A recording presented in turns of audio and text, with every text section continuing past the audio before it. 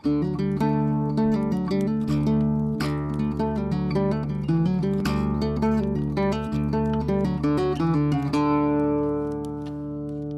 i fy magu yn y Mumbles yn Abertawe, ond dwi bellach yn byw yng Nghaerdydd ar hyn o bryd, ond dwi'n meddwl cyn bo hir byddai'n dychwelyd nôl i Abertawe.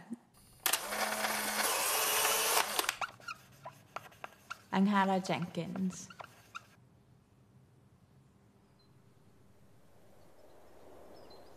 Yr alaw dwi wedi dewis yw Diddanwch Gruffydd ap Cynan, a o'n i'n chwarae'r alaw yma un dydd, a dim syniad dy fi beth oedd e, neu sut o'n i'n gwybod e, a oedd mam yn ystafell drws nesaf, hi fel i ti'n gwybod hwnna?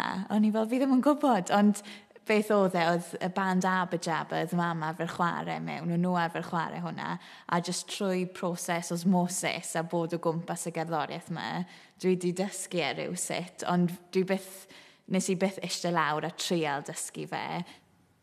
Wel, mae'r alaw yn hyfryd, mae fe'n drist iawn, a dwi'n hoffi alaw yn drist.